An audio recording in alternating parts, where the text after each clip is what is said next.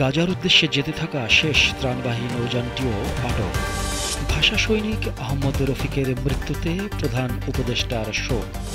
এনসিপিকে থালা বালতি সহ 50 প্রতীকের অপশন দিল ইলেকশন কমিশন। ঢাকাসহ সারা দেশে গত 7 দিনে যৌথ বাহিনীর অভিযানে আটক 69। রাজধানীতে গুলি ছুড়ে আতঙ্ক তৈরি, বাছে আগুন। ইলিশ আহরণে 22 দিনের নিষেধাজ্ঞা শুরু মধ্যরাত থেকে। কাঁচামরিচের কেজি 400 ছুঁই বেড়েছে সবজির দামও। ট্রাম্পের গাজা যুদ্ধ বন্ধে দেয়া 20 দফা প্রস্তাবকে হুমকি বললেন মাহাতির মোহাম্মদ। মধ্যপ্রাচ্যের 3000 বছরের সংঘাত সমাধান করব বলেছেন ট্রাম্প। এবং পাকিস্তানকে হারিয়ে বিশ্বকাপ শুরু বাংলাদেশের প্রমিলাদের। ইসরায়েলি সেনারা যুদ্ধবিধ্বস্ত গাজায় অবরোধ ভাঙতে যাওয়া পুরো মানবিক ফ্লোটিলা আটক করেছে। এতে থাকা কয়েক শতাধিক কর্মীকে গ্রেপ্তার করেছে তারা। আজ শুক্রবার সকালে উপকূলের কাছে অভিযান চালিয়ে সেনারা নৌকাটিতে ওঠে এবং নিয়ন্ত্রণ নেয়। লাইভ স্ট্রিমে দেখা যায় ইসরায়েলি বাহিনী জোর করে নৌযানে প্রবেশ করছে। ম্যারিনেট নামের নৌযানটি পোল্যান্ডের পতাকা বহন করছিল এবং এতে 6 জন ক্রু ছিল বলে জানা গেছে। এটি ছিল 44টি নৌযানের বহর থেকে বেঁচে থাকা শেষ কার্যকর নৌযান। ভাষা সৈনিক, কবি, প্রাবন্ধিক ও রবীন্দ্র বিশেষজ্ঞ আহমদ রফিকের মৃত্যুতে গভীর শোক প্রকাশ করেছেন প্রধান উপদেষ্টা অধ্যাপক মোহাম্মদ ইউনূস। বৃহস্পতিবার রাতে রাজধানীর বারডেম হাসপাতালের নিবিড় পরিচর্যা কেন্দ্রে চিকিৎসাধীন অবস্থায় তার মৃত্যু হয়। শোক বার্তায় প্রধান উপদেষ্টা বলেন, আহমদ রফিক ছিলেন ভাষা আন্দোলনের এক অগ্রগণ্য সাক্ষী ও সংগ্রামী কণ্ঠস্বর। একই সঙ্গে তিনি ছিলেন একজন অনন্য কবি, প্রাবন্ধিক, গবেষক ও রবীন্দ্র তত্ত্ব চর্চার দিশারি। শাপলা প্রতীক আর নয়, বরং জাতীয় নাগরিক পার্টি এনসিপিকে তবলা, হাঁস সহ 50টি প্রতীক থেকে নিজেদের মার্কা বেছে নিতে বলেছে নির্বাচন কমিশন।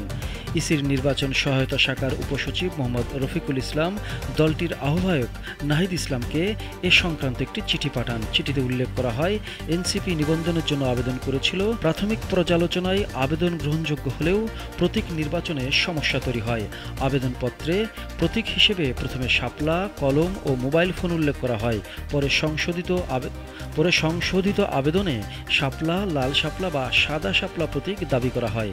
তবে নির্বাচন পরিচালনা বিধিমালা 2008-এর বিধি 9-1 অনুযায়ী এসব প্রতীক তালিকাভুক্ত নয়। দেশের চলমান পরিস্থিতিতে আইন শৃঙ্খলা নিয়ন্ত্রণে রাখতে পেশাদারিত্বের সঙ্গে অভিযান চালিয়ে যাচ্ছে বাংলাদেশ সেনাবাহিনী। অভিযানে অন্যান্য আইন শৃঙ্খলা রক্ষাকারী বাহিনীর সদস্যরাও অংশ নেন। এ সময় চিহ্নিত শীর্ষ সন্ত্রাসী, অস্ত্র ব্যবসায়ী, শিশু পাচারকারী, জুয়ারি, নিষিদ্ধ সংগঠনের সদস্য, মাদক ব্যবসায়ী ও মাদকাসক্ত সহ মোট 69 জনকে হাতে নাতে গ্রেপ্তার করা হয়। রাজধানীর পূর্ব কাজীপাড়া এলাকায় আজ শুক্রবার সকাল 7টার দিকে আলিপ পরিবহনের যাত্রীবাহী একটি বাসে আগুন দিয়েছে দুর্বৃত্তরা। তবে এতে কোনো হতাহতের ঘটনা ঘটেনি।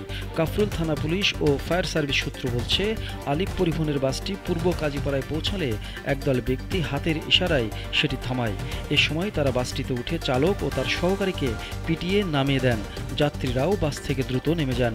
এ সময় দুর্বৃত্তরা বাসের সামনের কাছে একাধিক গুলি ছুড়ে বাসটিতে আগুন ধরিয়ে দেয়। ইলিশের নিরাপদ প্রজনন নিশ্চিত করতে আজ মধ্যরাত থেকে শুরু হচ্ছে মা ইলিশ সংরক্ষণ অভিযান।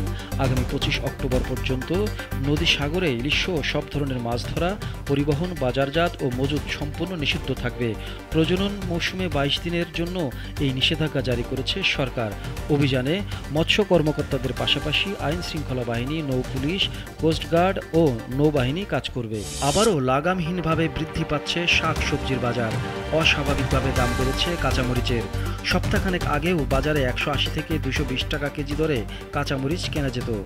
গত সপ্তাহ জুড়ে টানা বৃষ্টির মধ্যে বাড়তে থাকে মরিচের দাম। আজ শুক্রবার খুচরা বাজারে সর্বোচ্চ 400 টাকা কেজি দরে মরিচ বিক্রি শুরু হয়েছে। শুধু কাঁচামরিচ নয়, সপ্তাহের ব্যবধানে অধিকাংশ সবজির দামও কেজিতে 20 থেকে 30 টাকা করে বেড়েছে। মালয়েশিয়ার সাবেক প্রধানমন্ত্রী ডক্টর মাহাতির মোহাম্মদ মার্কিন প্রেসিডেন্ট ডোনাল্ড ট্রাম্পের গাজা যুদ্ধ বন্ধে দেয়া 20 দফা প্রস্তাবকে সরাসরি হুমকি হিসেবে আখ্যা দিয়েছেন। তিনি বলেছেন, প্রস্তাবটি হামাসকে শান্তির সুযোগ দেয় না, বরং চাপ ও হুমকি দেয়া হচ্ছে যাতে গাজার জনগণ আত্মসমর্পণ করতে বাধ্য হয়। শুক্রবার নিজের ফেসবুক পোস্টে মাহাতির মোহাম্মদ এ মন্তব্য করেছেন। মার্কিন প্রেসিডেন্ট ডোনাল্ড ট্রাম্প বলেছেন, আমি মধ্যপ্রাচ্যে 3000 বছরের পুরনো সংঘাতের অবসান ঘটাতে পারব। ইসরায়েল গাজা যুদ্ধের সমাধানের মাধ্যমে এই শান্তি আনা সম্ভব। খবর মিডল ইস্ট আয়ের। বৃহস্পতিবার সম্প্রচারিত এক সাক্ষাৎকারে ট্রাম্প এসব কথা বলেন। তবে ইতিহাস বলছে ইসরায়েল প্রতিষ্ঠিত হয়েছে 1948 সালে, ব্রিটিশ ম্যান্ডেট প্যালেস্টাইন বিভক্ত হওয়ার পর। সুতরাং ট্রাম্প যে সংঘাতকে 3000 বছরের পুরনো দাবি করছেন তার ঐতিহাসিক ভিত্তি নিয়ে প্রশ্ন উঠেছে।